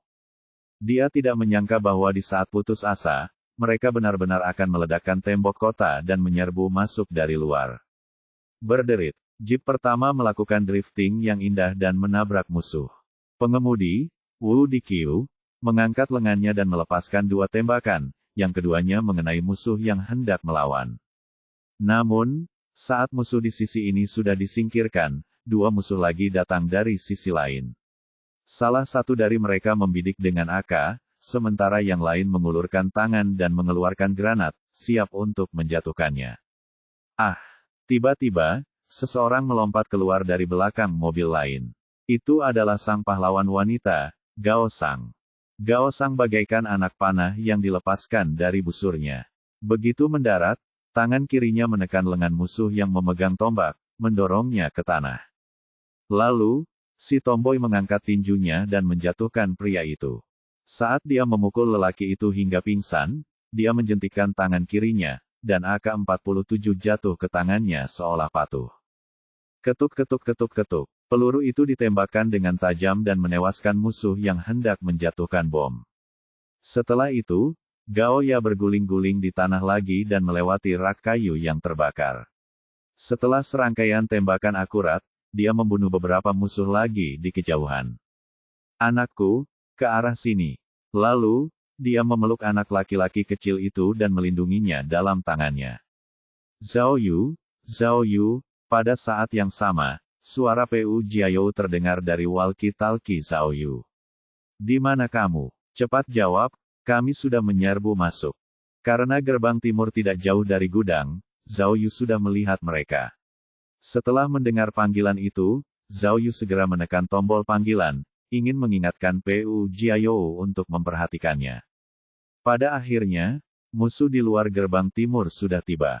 Dengan suara mengerikan yang memecah udara, sebuah bola meriam mendarat di gerbang timur, menghancurkannya berkeping-keping. Beberapa serpihan kayu yang menyala menyembur ke bawah dan langsung menyelimuti dua jeep milik tim dinas rahasia. Bab 1488, Bab 1487 Evakuasi Darurat. Jadi, kalian hanya punya orang sebanyak ini. Jenderal berjanggut, yang ditahan oleh Zhao Yu, berkata dengan marah, kalian benar-benar berani. Hentikan omong kosong itu. Zhao Yu telah memperhatikan rekan-rekannya di satuan tugas khusus, dan tidak punya waktu untuk memperhatikan seruan sang jenderal. Kapten PU, melihat kedua jeep itu diselimuti api, Zhao Yu dengan cemas memanggil mereka melalui walkie-talkie, tetapi tidak ada jawaban. Pada saat ini, saat gerbang timur diledakkan, sekelompok musuh lain menyerbu masuk dari sana. Dari pakaian mereka saja, terlihat bahwa kelompok yang menyerbu dari timur adalah kelompok yang sama dengan musuh dari selatan. Mereka sudah pasti datang dengan persiapan dan sudah berencana untuk menyerang desa dari kedua sisi. Pada saat ini, kedua tim pria dan kuda bergabung dan sekali lagi melancarkan serangan terhadap prajurit yang mempertahankan desa. Meskipun ada banyak prajurit yang mempertahankan desa, mereka lengah dan tidak ada yang memimpin.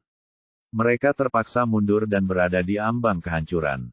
Wus! Pada saat ini, dua jeep milik Satuan Tugas Khusus akhirnya melesat keluar dari langit yang dipenuhi puing-puing kebakaran.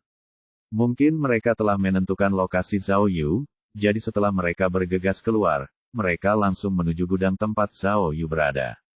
Namun, mereka dikepung oleh musuh.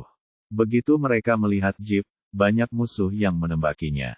Peluru peledak itu begitu kuat hingga meninggalkan jeep dengan suara ding-ding, karena badan jeep dipenuhi lubang peluru. Bang! Bannya pecah, dan kaca anti-pelurunya pecah. Anggota tim Secret Service tidak punya cara untuk melawan. Akan tetapi, meski dihujani peluru, kedua jeep itu tetap melaju ke gudang dan berada di depan Zhao Yu dan yang lainnya. Ledakan, ledakan, ledakan. Saat pintu terbuka, anggota tim dinas rahasia segera keluar dari mobil.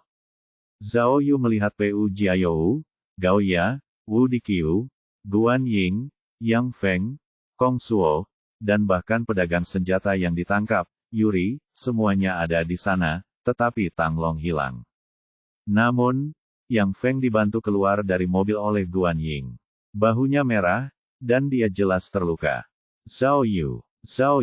Ketika anggota tim dinas rahasia melihat Zhao Yu mengarahkan senjatanya ke jenderal berjanggut itu, dia segera mengangkat senapannya dan membidik ke arah prajurit jenderal berjanggut itu. Zhao Yu, apa yang terjadi? Pu Jiayou bertanya kepada Zhao Yu dengan keras, dari mana musuh ini datang? Mengapa kamu selalu bertindak sendiri? Bagaimana kamu bisa masuk? Ini. Ketika dia sedang diinterogasi, dia melihat anggota tim eksplorasi yang diculik. Pada saat ini, meskipun anggota tim eksplorasi memegang senjatanya, mereka semua kebingungan. Di satu sisi, mereka merasa bersyukur melihat orang-orang dari kampung halaman mereka datang untuk menyelamatkan mereka, namun di sisi lain, mereka takut melihat musuh baru menyerang mereka. Ini, Pu Jiayou akhirnya mengenali mereka. Mereka semua ada di sini. Ini adalah ketua tim Kun Peng. Zhao Yu menunjuk ke arah Kun Peng dan memperkenalkannya kepada yang lain. Kapten Yan, apakah anak buahmu sudah ada di sini? Pu Jiayou bertanya dengan tergesa-gesa. Mereka semua ada di sini. Oh, semua yang hidup ada di sini. Kun Peng menambahkan, seorang rekan meninggal karena penyakit serius, dan dua rekan Tartain dipukuli sampai mati oleh mereka. Saat dia berbicara, Kun Peng melotot ke arah jenderal berjanggut itu. Jelaslah bahwa dialah yang membunuh rekan Tartain. Kapten, Gao Sang buru-buru berkata kepada Pu Jiayou, ini bukan tempat untuk bicara. Kita harus segera pergi. Dari kelihatannya, mereka akan menyerang. Tapi, Wu Diqiu menatap musuh yang mendekat dan bertanya, gerbang selatan dan timur telah dirobohkan. Kemana kita pergi? Begitu suara Wu Diqiu jatuh, beberapa musuh sudah menyerbu ke gudang. Anggota tim Secret Service segera membalas dengan senjata mereka, memaksa orang-orang itu mundur. Cepatlah, cari tempat berlindung. Atas perintah Pu Jiayou, semua orang yang hadir, termasuk bawahan jenderal berjanggut, semuanya bersembunyi. Bang! Guan Ying memegang senapan runduk. Ia menaruhnya di rak mesin dan menembaki musuh di luar. Tembakan Guan Ying begitu akurat, setiap tembakannya mengenai musuh yang mencoba masuk ke gudang. Kita tidak bisa terus seperti ini. Zhao Yu mencekik leher jenderal berjanggut itu dan berteriak kepada rekan satu timnya, mereka punya meriam dan kendaraan lapis baja. Kita tidak bisa melawan mereka sama sekali. Hei, Bentaknya pada pria berjanggut itu dan bertanya dengan galak, cepat katakan padaku, apakah ada jalan keluar lain? Oh, pria berjanggut itu tercekik oleh cekikan dan segera mengucapkan banyak omong kosong. Zhao Yu kemudian menyadari bahwa dia dapat mengerti apa yang dikatakan pria itu, namun pria itu tidak dapat mengerti apa yang dia katakan. Dalam sekejap, dia teringat pada penerjemah itu dan segera bertanya kepada penerjemah itu, "Hei, katakan padaku, apakah ada cara lain? Kalau tidak, kalian semua akan mati di sini." Ya, ada gua di sana." Si penerjemah ketakutan setengah mati. Ketika mendengar pertanyaan Zhao Yu, dia segera menunjuk ke arah barat dan berkata, Ada gua di sana, kita bisa keluar." "Baiklah." Zhao Yu segera berkata, "Kamu yang memimpin jalan. Ayo mundur." Mendengar perkataan Zhao Yu, tim dinas rahasia segera bersiap untuk evakuasi. Karena salah satu mobil mengalami pecah ban, Wu Diqiu dan yang lainnya segera berlari ke belakang mobil untuk mengambil senjata mereka.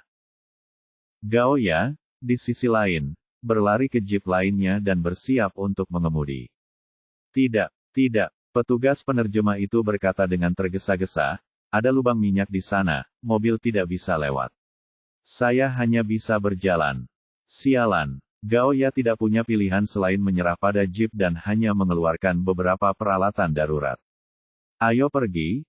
Melihat anggota timnya sudah mengambil perlengkapan mereka, Pu Jiayou cepat-cepat melambaikan tangannya ke belakang, memberi isyarat kepada semua orang untuk mundur cepat. Namun, pada saat ini, Guan Ying yang sedang menggunakan senapan runduk tiba-tiba berteriak, "Tidak bagus. Ada bazooka, berbaringlah. Cepatlah, berbaringlah." Setelah itu, Guan Ying berjongkok di belakang mesin. Hasilnya, begitu dia berbaring, sebuah roket terbang di atas kepalanya dan langsung masuk ke gudang. Semua orang terkejut dan mereka semua jatuh ke tanah. Roket itu menghantam salah satu mesin di gudang, menimbulkan suara keras dan meledak di gudang. Ledakan dahsyat itu menghancurkan gudang hingga berkeping-keping, dan atapnya yang pada awalnya tidak kuat pun runtuh, menyebabkan debu beterbangan di mana-mana. Memanfaatkan ledakan di gudang, sekelompok musuh dengan cepat menyerbu masuk dan ingin menembak dan membunuh semua orang di gudang. Namun, saat mereka mencapai pintu masuk, Pu Jiayou dan Kong Suo tiba-tiba berdiri dan menggunakan senapan mesin ringan yang mereka bawa untuk menyapu musuh ke tanah. Mereka berdua melepaskan tembakan dengan ganas dan langsung menggunakan daya tembaknya untuk memukul mundur mereka. Akan tetapi, setelah serangkaian tembakan, mereka menarik perhatian musuh dan segera diserang oleh lebih banyak lagi. Bang bang bang. Ketuk. Lebih dari selusin musuh berkumpul dari luar dan menembaki mereka berdua. Pu Jiayou dan Kong Suo tidak dapat menahannya, jadi mereka harus mundur ke belakang mesin untuk bersembunyi. Ayo pergi." Di tengah debu, Zhao Yu berteriak keras dan mencoba menyeret jenderal berjanggut besar itu pergi. Namun, setelah ditarik beberapa kali, ia mendapati bahwa pria berjanggut besar itu benar-benar berhenti bergerak. Ternyata ia telah tertimpa sepotong kayu yang jatuh dan sudah pingsan. Bab 1489, Bab 1488 melanggar pengepungan. Tolong jangan.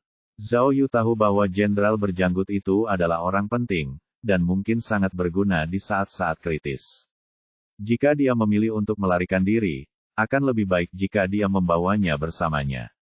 Namun, meskipun Zhao Yu mencoba menariknya beberapa kali, pria itu beratnya lebih dari 200 pon, dan dia tidak bisa menggerakkannya sama sekali. Terlebih lagi, paha orang ini telah tertembak. Bahkan jika dia membawanya, dia hanya akan menjadi beban.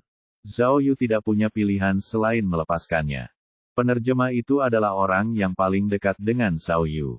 Ketika dia melihat jenderal berjanggut itu pingsan, dia mengira dia sudah mati. Dia tertegun dan tidak tahu harus berbuat apa. Zhao Yu bereaksi cepat dan maju untuk menyumpal mulutnya dengan tangannya. Pada saat yang sama, dia mengarahkan pistol ke kepalanya dan mengancam, "Jangan bicara omong kosong. Bawa kami keluar dari sini segera." Oke. Penerjemah itu juga takut mati. Dia melihat lagi ke arah jenderal berjanggut itu, yang hidup dan matinya tidak diketahui, lalu membawa Zhao Yu ke gudang kerja di barat. Cepat, semuanya, teruskan. Ayo, Zhao Yu mengendalikan petugas penerjemah, sambil melambaikan tangan ke arah tim penjelajah dan pasukan khusus.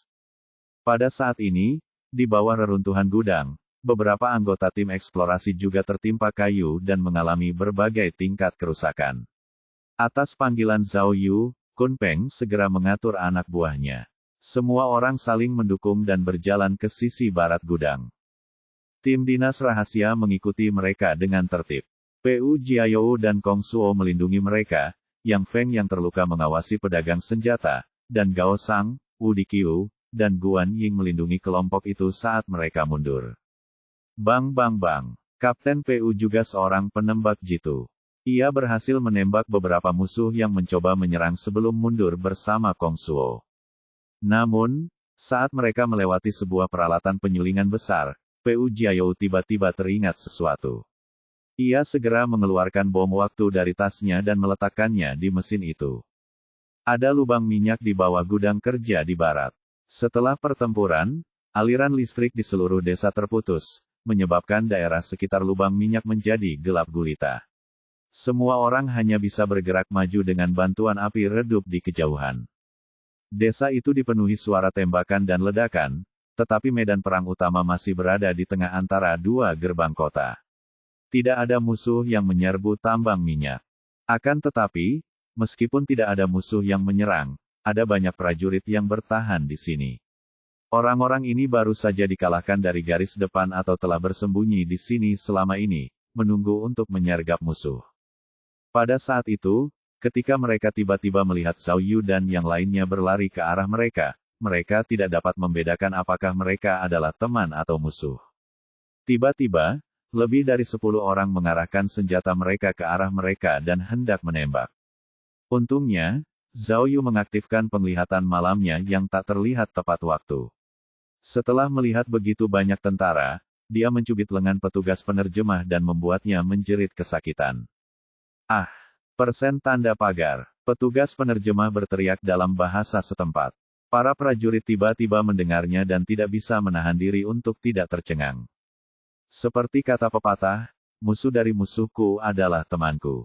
Pikiran pertama Zhao Yu adalah memanfaatkan penerjemah untuk bekerja sama dengan para prajurit agar bisa keluar dari kesulitan ini. Namun, entah mengapa, setelah selesai berteriak, sang juru bahasa berteriak dalam bahasa daerahnya, cepat. Cepat bunuh mereka, jenderalnya sudah mati. Mereka sudah membunuhnya. Tembak. Persetan. Zhao Yu membawa alat penerjemah tak kasat mata itu, jadi dia mendengar semuanya dengan jelas. Ketika dia melihat bahwa situasinya tidak baik, dia segera menempatkan petugas penerjemah di depannya dan menembaki musuh. Reaksi Zhao Yu tidak lambat, begitu pula Gao Ya dan yang lainnya. Beberapa agen Secret Service menarik pelatuk mereka pada saat yang sama dan menembaki banyak musuh. Adegan itu tiba-tiba meledak menjadi jeritan dan lolongan, dan dalam sekejap mata, sejumlah besar orang jatuh ke tanah. Namun, karena jaraknya terlalu dekat dan jumlah musuh terlalu banyak, selama baku tembak, beberapa musuh masih membalas tembakan. Sebuah peluru mengenai Gao Sang, dan inersia yang kuat menjatuhkan agen Secret Service wanita itu hingga terlentang. Wu Diqiu memegang senapan otomatis penuh dan menembak dengan liar. Saat menembak jatuh beberapa musuh, dia juga tertembak dan jatuh ke tanah. Ah!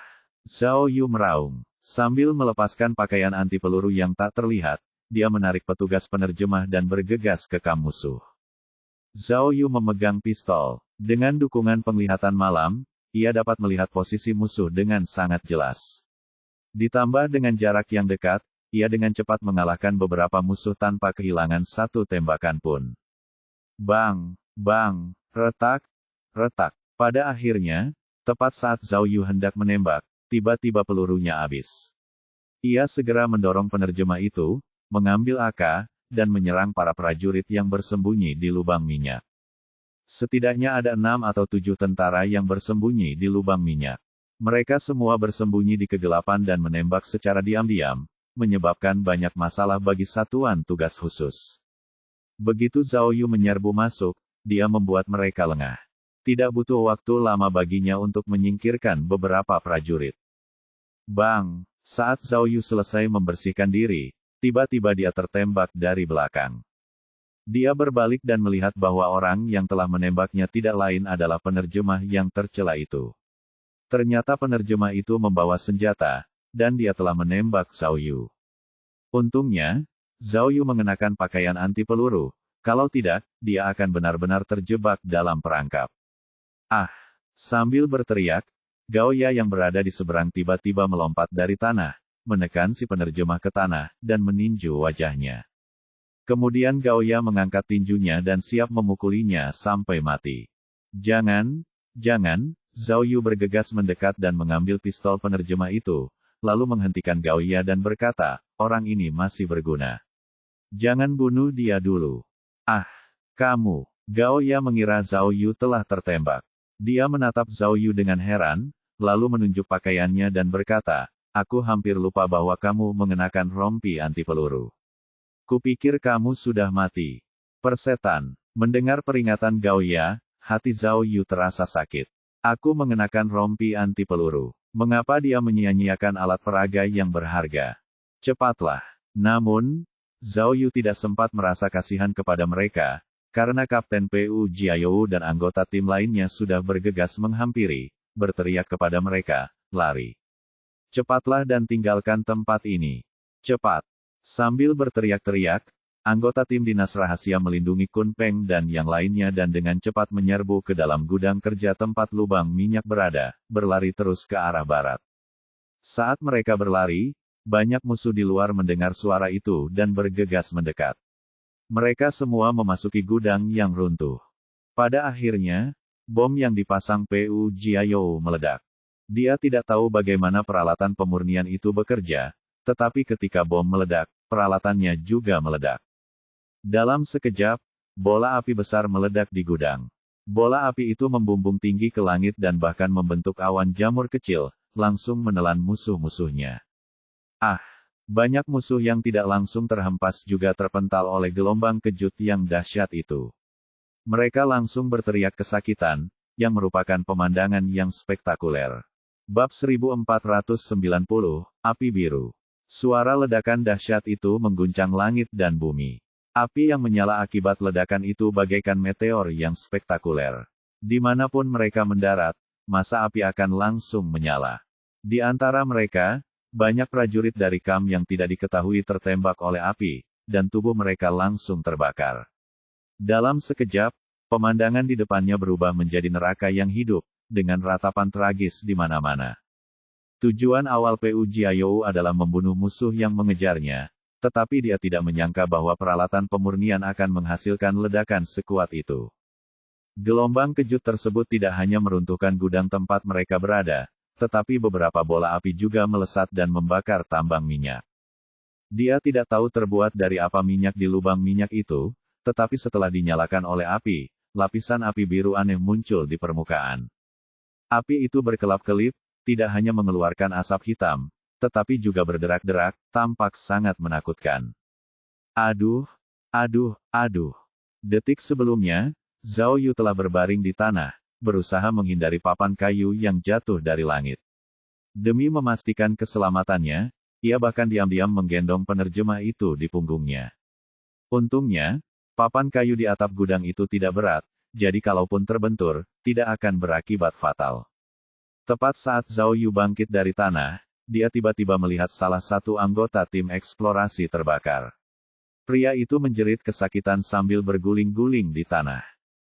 Di sampingnya, Kun Peng dan yang lainnya juga berusaha memadamkan api dengan pakaian mereka. Namun, api itu bisa terkena noda minyak yang sangat mudah terbakar, dan mereka tidak bisa memadamkannya. Zhao Yu segera berlari dan merampas pakaian dari tangan Kun Peng. Dia berpura-pura menerkamnya sambil dengan cepat menggunakan alat pemadam api tak terlihat. Semua peralatan di sistem itu lebih kuat daripada yang ada di dunia nyata. Begitu digunakan, api pada orang yang terbakar langsung padam, dan asap putih mengepul. Ah! Setelah api padam, mereka melihat punggung lelaki itu telah terbakar menjadi hitam yang mengerikan. Cepat dan lepaskan pakaiannya. kata Kun Peng sambil menanggalkan pakaian pria itu bersama anggota timnya. Zhao Yu melihat sekeliling dan akhirnya melihat situasi tragis di tempat kejadian. Seluruh desa telah dilalap api. Di tengah api, para prajurit yang meratap terlihat di mana-mana. Pemandangan yang mengerikan. Dia tidak tahu apakah itu efek psikologis atau semacam rangsangan, tetapi Zhao Yu, yang tadinya baik-baik saja, tiba-tiba merasakan telinganya berdenging. Kemudian, dia tidak bisa mendengar apapun, seolah-olah dia tiba-tiba memasuki dunia yang sunyi. Namun, sejauh yang bisa ia lihat, dunia yang sunyi ini tampak lebih nyata. Ia dapat melihat dengan jelas ekspresi putus asa di wajah para prajurit yang terbakar. Orang juga bisa melihat ekspresi yang sangat ganas dan brutal di wajah musuh yang menyerbu dari jauh, juga penghinaan yang mereka miliki terhadap kehidupan. Tak lama kemudian, saat semakin banyak musuh menyerbu masuk, desa kembali dipenuhi suara tembakan, dan pertempuran pun berlanjut. Walaupun Zhao Yu dapat mendengar suara tembakan itu teredam seperti kapas, dan dia tidak dapat mendengarnya dengan jelas. Bagaimana? Pada saat ini, Kapten Pu Jiayou dengan cepat berlari ke Zhao Yu dan bertanya, apakah kamu baik-baik saja? Detektif Zhao, hei. Oh, aku. Zhao Yu menggelengkan kepalanya, mengusap telinganya, dan berkata, aku baik-baik saja. Ayo pergi. Sambil berbicara, dia menarik penerjemah itu dan memintanya untuk memimpin jalan. Pu Jiayou segera mengatur ulang anggota timnya, lalu semua orang mengawal anggota tim eksplorasi untuk melanjutkan perjalanan ke barat. Karena banyak lubang minyak yang terbakar dengan api biru, kelompok itu tidak perlu lagi khawatir tentang masalah penglihatan. Mereka melewati jalan sempit di antara lubang minyak dan menuju ke gunung di barat daya. Namun, sekarang karena sisi pertahanan sudah benar-benar hancur, semua prajurit Saheri tahu tentang jalan ini. Oleh karena itu, ketika kelompok itu tiba di jalan kecil, mereka melihat banyak prajurit melarikan diri karena kalah. Dalam sekejap, suasana menjadi sangat tegang. Sebagian besar prajurit ini kalah dan terluka. Ketika mereka melihat Zhao Yu dan yang lainnya berjalan bersama mereka, mereka tidak dapat menahan diri untuk tidak mengangkat senjata mereka dengan gugup. Namun, pasukan khusus itu diperlengkapi dengan baik dan semuanya ahli. Tentu saja, mereka tidak takut pada mereka. Namun, melihat penampilan pihak lain yang kalah dan menyedihkan, tidak ada yang memilih untuk menembak. Cepat dan beritahu mereka. Zhao Yu segera mengarahkan aknya ke punggung penerjemah dan memerintahkan, kita semua berada di pihak yang sama, beritahu mereka untuk tidak menembak. Aku peringatkan kamu, aku bisa mengerti bahasamu. Jika kamu berani melakukan hal yang sama lagi, aku akan memotong lidahmu. Ya, saya tidak berani. Dengan pelajaran terakhir, perwira penerjemah tidak berani berteriak lagi. Dia segera menggunakan bahasa mereka untuk menghentikan para prajurit yang melarikan diri. Para prajurit sudah lama kehilangan keinginan untuk bertempur. Begitu mendengar kata-kata penerjemah, mereka segera meletakkan senapan dan terus melarikan diri. Tidak lama kemudian, mereka akhirnya menemukan gua yang disebutkan oleh penerjemah. Pada saat ini, para prajurit yang telah melarikan diri semuanya memasuki gua tanpa ragu-ragu. Tunggu sebentar. Tepat saat semua orang hendak memasuki gua, Pu Jiayou tiba-tiba memberi isyarat kepada semua orang untuk berhenti, lalu berkata kepada Zhao Yu, gua ini mengarah ke selatan. Jika kita melewatinya, maka itu sama saja dengan memasuki jantung Fakria dan semakin menjauh dari Tartein. Petik 2, Zhao Yu tentu saja mengerti apa maksudnya. Jika mereka menyelami Fakria lebih dalam, niscaya akan ada lebih banyak bahaya yang tidak diketahui. Kapten Pu, tanya Zhao Yu, kami telah menemukan anggota tim eksplorasi yang hilang. Apa yang dikatakan Li Jing? Bisakah dia menemukan helikopter untuk menjemput kami? Saya sudah melapor kepadanya secepatnya, tetapi, kata Pu Jiayou dengan susah payah, penyelamatan butuh waktu. Dan dia tidak tahu bahwa desa itu sedang diserang. Sekarang, jika kita memasuki jantung Waklia, itu pasti akan menambah kesulitan penyelamatan. Tapi, Zhao Yu melihat ke arah desa di kaki gunung, di mana suara tembakan masih terdengar. Jika kita tidak pergi, aku khawatir keadaan akan semakin berbahaya. Kenapa kau tidak segera hubungi markas? Pu Jiayou dengan cepat mengambil telepon satelit di tangannya, ingin segera menghubungi kantor pusat. Namun, saat mengangkat telepon, Pu Jiayou tercengang. Ia melihat telepon satelit itu telah ditembak pada suatu saat, dan bagian dasar telepon itu telah meledak. Sialan, Pu Jiayou menjadi pucat karena ketakutan dan buru-buru menyalakan ponselnya untuk memeriksa. Seperti yang bisa dibayangkan, dia bahkan tidak bisa menyalakannya. Hei, Zhao Yu tercengang, jangan bilang kalau kamu hanya membawa telepon satelit. Yang satu lagi bersama Tang Long. Tapi Tang Long, dia, kata Gao Ya muram. Ada apa dengan Tang Long? Zhao Yu sudah menyadari bahwa Tang Long hilang, jadi dia segera bertanya. Kami kehilangan kontak. Gao Ya menjawab dengan cemas, saat itu, musuh datang terlalu cepat dan dia tidak sempat mundur dari tebing. Jadi, kami tidak tahu apa yang terjadi padanya sekarang. Itu, seharusnya baik-baik saja, kan? Wu Diqiu melihat sekelilingnya dengan waspada sambil berkata, dia berada di tempat yang sangat tinggi, musuh tidak akan mudah menemukannya. Lagi pula, dia membawa telepon satelit. Selama dia bisa terus berhubungan dengan markas besar, dia pasti akan mendapat bantuan sebelum kita. Walaupun perkataan Wu Diqiu bagus, orang banyak tetap merasa khawatir terhadap Tang Long. Pada saat itu, suara tembakan terdengar dari kaki gunung dan peluru melesat melewati kepala semua orang. Jelaslah musuh telah mengejar mereka. Pada saat yang genting itu, Zhao Yu dan Pu Jiayou saling bertukar pandang, dan keduanya segera mencapai kesepakatan diam-diam. Gua